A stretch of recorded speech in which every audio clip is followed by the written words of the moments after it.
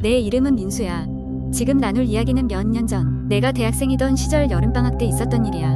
그때 나는 강원도에 있는 작은 시골 마을로 여행을 갔어. 전통적인 한옥 민박집에서 며칠간 지내면서 도시의 번잡함에서 벗어나고 싶었지.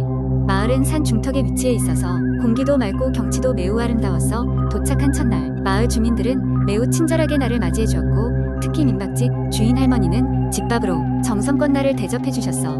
하지만 이상한 건 마을 사람들은 할머니의 집 근처 산 속에 들어가지 말라고 귀띔을 했어. 이유를 물어보면 그저 웃으며 조상님들이 불편해하신다 고만하셨어.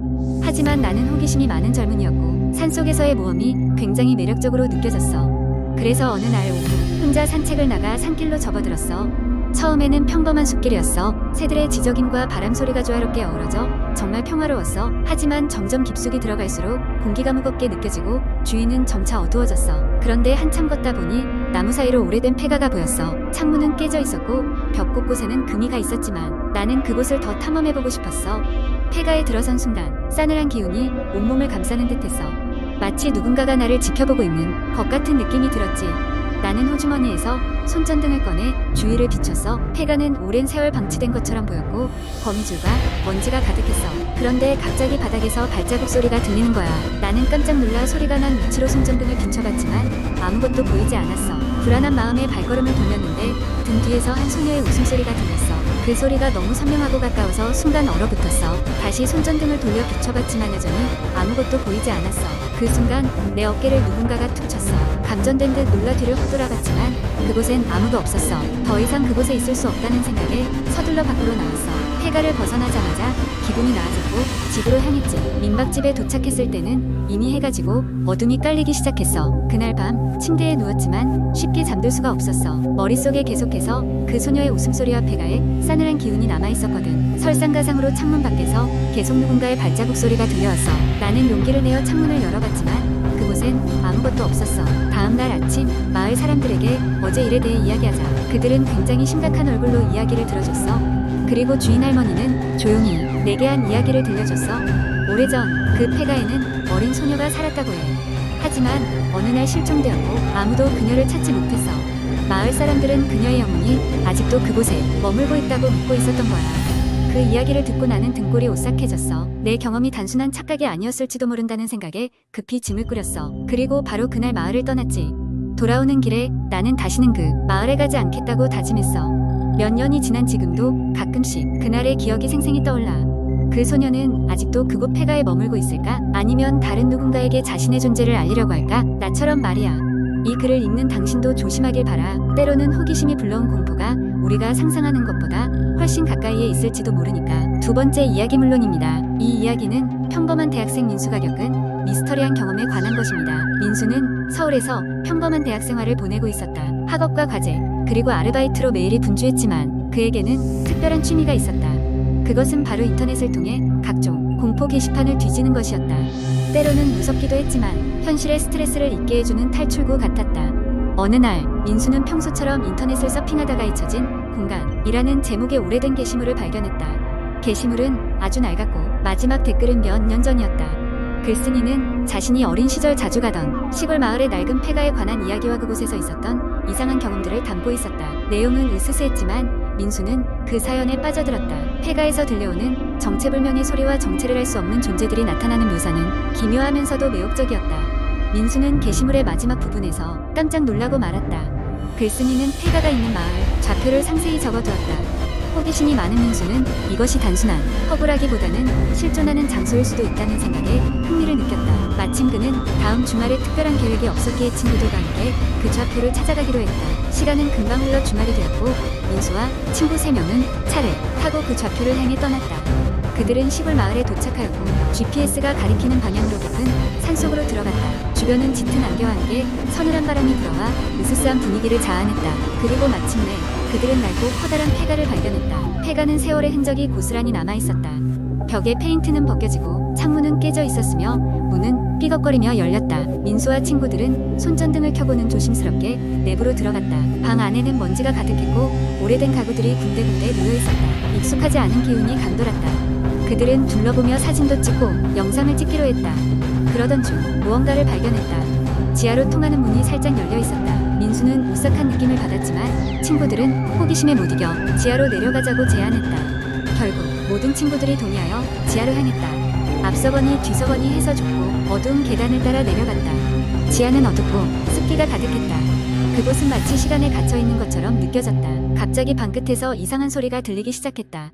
똑딱 똑딱 마치 낡은 시계의 침이 움직이는 소리 같았다. 민수는 두려웠지만 친구들을 따라 그 소리가 나는 쪽으로 다가갔다. 그리고 그들은 한 개의 방에 도착했다. 방 한가운데에는 오래된 나무 상자가 놓여 있었다. 설마 하는 마음에 상자를 열어보니 그 안에는 낡은 사진들과 기록들이 있었다. 사진 속 인물들은 마치 그들을 응시하는 듯한 느낌을 주었고 기록에는 마을 사람들이 갑작스럽게 사라졌다는 내용들이 적혀 있었다. 그때였다. 방의 문이 갑자기 쾅 하고 닫히면서 사방이 깜깜해졌다. 친구들은 당황해서 문을 열려고 했지만 아무리 해도 문은 열리지 않았다. 불안과 공포가 친구들 사이에 번졌다. 그러던 순간 누군가가 뒤에서 웃는 소리가 들렸다. 민수는 손전등을 돌렸지만 아무것도 보이지 않았다. 갑자기 손전등 불빛이 깜빡거리더니 완전히 꺼져버렸다. 어둠 속에서 그들은 사방에서 들려오는 발소리와 속삭임에 사로잡혀 어떻게 할 바를 몰랐다. 그렇게 긴 시간 같은 몇 분이 흐르고 마침내 문이 천천히 열렸다. 놀란 그들은 서둘러 밖으로 나왔다. 폐가 밖으로 빠져나오자 마치 긴 꿈에서 깨어난 듯 모든 것이 조용해졌다. 그날 밤 그들은 서울로 돌아가는 차 안에서 서로 아무 말도 하지 않았다. 그리고 민수는 게시판에서 마주한 그 글이 단순한 허구가 아닐 수도 있다는 생각을 되새기며 그 후로는 공포 게시판을 전처럼 두근거리는 마음으로 마주하기 어려워졌다. 시간이 흐른 뒤 민수는 또 다른 게시물을 발견했다. 이번엔 다른 누군가가 그 폐가를 방문한 뒤에 경험을 적어놓은 것이었다. 그 글에도 비슷한 내용이 담겨 있었다. 마치 시간이 멈춘 그 순간에 다시 끌려 들어간 것만 같았다. 이 이야기는 단순한 허구일지 모르지만 인터넷에는 여전히 다양한 미스터리한 이야기가 떠돌고 있으며 때로는 우리가 생각하는 것보다 더 많은 비밀을 품고 있는지도 모른다. 세 번째 이야기, 한국 인터넷 커뮤니티에서는 종종 소름 끼치는 공포 이야기가 공유되곤 합니다. 이 이야기는 단순한 괴담을 넘어 심리적으로 독자를 압박하며 상상력을 자극하는 요소가 많습니다. 여기선 그런 한국 인터넷 공포 썰을 한번 풀어보겠습니다. 몇 년 전 나는 서울 변두리에 위치한 작은 원룸으로 이사했다. 방값이 저렴했고 주변에 편의시설도 있어서 별다별 고민 없이 계약을 했다. 처음 며칠은 그저 평범했다. 직장에 나갔다가 늦은 밤집으로 돌아와 잠들기 일쑤였다. 그러나 이상한 일은 이사가고 한 달쯤 지나면서부터 시작되었다. 그날 밤 나는 유독 피곤해 침대에 눕자마자 잠이 들었다. 그런데 갑자기 귀가 멍멍해지며에 그어진 잡음이 들려왔다. 처음에는 내 꿈이라고 생각했지만 그 소리는 너무나도 선명했다. 아파트의 벽 너머에서 나는 것처럼 말이다. 가냘픈 여성의 속삭임 같았지만 내용을 알아들을 수는 없었다. 무언가 나에게 다가오는 듯한 느낌이 들었고 온몸에 소름이 돋았다. 결국 나는 무서움에 떨면서 당장 이불을 머리까지 덮고 잠을 청했다. 다음날 아침 나는 그 소리가 신경이 날카로워져서 그랬을 거라고 대수롭지 않게 넘겼다. 그러나 그날 밤 역시 비슷한 소리가 들렸다. 이번에는 조금 더 뚜렷하게 도와줘 라고 말하는 듯 했다. 나는 소리의 출처를 알아내기 위해 귀를 기울였으나 도저히 알아낼 수가 없었다. 그 후로 매일 밤 그 소리는 반복되었다. 결국 나는 이런 이상한 일이 계속되자 아파트 관리인에게 문제를 제기했다. 관리인은 며칠 전 한 여성이 원룸에서 사망했다는 이야기를 해주었다. 그 이야기를 듣고 나는 소름이 끼쳤다. 관리인은 그 여성이 매우 외로웠고 주변 사람들과 전혀 교류하지 않았다고 했다. 그녀의 시신은 사망한 지 일주일이나 지나서야 발견되었다는 것이다. 그리고 그녀가 사망한 방이 바로 내가 지금 살고 있는 방이었다. 나는 이 사실을 알고 나니 방을 옮기고 싶었지만 그럴 여유가 없었다.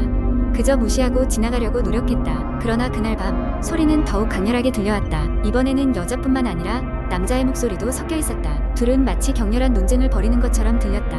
나는 공포에 질려 경찰에 신고를 했지만 경찰이 왔을 때는 어떤 소리도 나지 않았다. 이 일로 나는 주변에서 이상한 사람 취급을 받게 되었다. 몇 주 후 나는 점점 정신적으로 쇠약해졌고 더 이상은 그곳에 살 수 없었다. 결국 회사를 그만두고 시골에 있는 부모님 집으로 돌아왔다. 그곳으로 돌아간 후로는 그 소리가 들리지 않았다. 시간이 지나면서 나는 그 일들을 거의 잊어가고 있었다. 그러던 어느 날 혼자 방에 있을 때였다. 창문으로 부는 바람 소리에 문득 그 목소리가 다시 떠올랐다. 그리고 그 순간 나는 몸이 얼어붙었다. 그날 이후로 나는 창문을 열지 못한다. 여전히 그 목소리들이 어디선가 들려올 것만 같아서 말이다. 이 이야기가 얼마나 사실인지 아닌지는 중요하지 않고 중요한 건 우리는 알 수 없는 신비로운 존재와 함께 살아가고 있다는 것. 그래서 오늘도 나는 잔잔한 바람 소리에도 불안을 느끼며 다시금 그 밤을 떠올리곤 한다.